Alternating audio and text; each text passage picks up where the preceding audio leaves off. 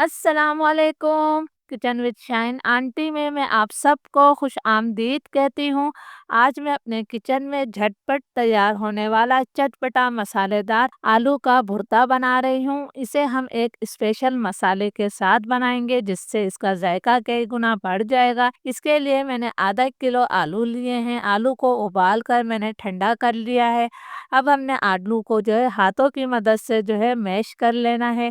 आपने potato masher या फिर कद्दूकस का इस्तेमाल नहीं करना है, क्योंकि हमें भुर्ते में आलू के छोटे बड़े टुकड़े चाहिए होते हैं, इसलिए मैं आलू को हाथों से मैश कर रही हूँ। तमाम आलू को मैंने मैश कर लिया है, तो अब हम इसके लिए एक स्पेशल मसाला बना लेते हैं। चटपटा मसालेदार आलू का भुर्ता बनाने के लिए हमने कुछ मसालों को ड्राई रोस्ट करना है। फ्राई पैन में मैंने 1 चाय का चम्मच सफ़ेद ज़ीरा शामिल किया है। 2 चाय के चम्मच हम इसके अंदर साबुत धनिया शामिल कर रहे हैं। साबुत धनिया आपने ज़्यादा लेना है। 8-10 में इसके अंदर काली मिर्चें शामिल कर रही हूँ। 7-8 में इसके अंदर साबुत गोल मिर्चें शामिल कर रही हूँ। साबुत गोल मिर्चें आप अपने टेस्ट के मुताबिक ले सकते हैं। फ्लेम मेरा लो टू मीडियम है। लो टू मीडियम फ्लेम पर आपने मसालों को इतनी देर तक भूनना है कि इसका हल्का सा कलर तब्दील हो जाए और इसमें से अच्छी सी खुशबू आने लगे। मसालों का हल्का सा कलर तब्दील हो गया है और इसमें से बहुत ही प्यारी खुशबू आ रही है, तो इसे मैं प्लेट में निकाल कर ठंडा कर लूंगी। जब ये ठंडे हो जाएंगे तो इसे हमने मोटा मोटा सा कूट लेना है।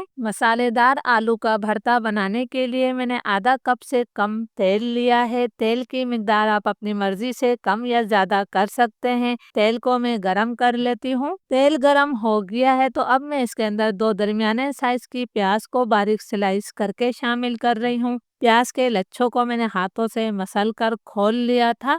प्याज को हमने इतनी देर तक फ्राई करना है कि इस पर अच्छा सा गोल्डन ब्राउन कलर आ जाए। प्याज पर बहुत ही अच्छा सा गोल्डन ब्राउन कलर आ गया है, तो मैं तमाम प्याज को तेल से निकाल लेती हूँ।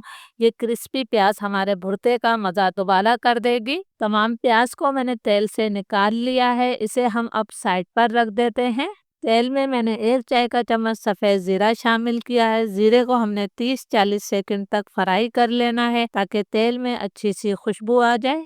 ज़ीरा हमारा फ्राई हो गया है, तो अब मैं इसके अंदर 1 चाय का चम्मच अदरक लहसुन का पेस्ट शामिल कर रही हूँ। अदरक लहसुन को भी हमने 1.5-2 मिनट तक भून लेना है ताकि इसका कच्चापन ख़त्म हो जाए। अदरक लहसुन हमारा भून गया है, इसमें से खुशबू आने लगी है, तो अब मैं इसके अंदर 2 दरमियाने साइज के टमाटरों को छोटे टुकड़ों में काट कर शामिल कर रही हूँ। टमाटर को भी हमने 2-3 मिनट तक भून लेना है।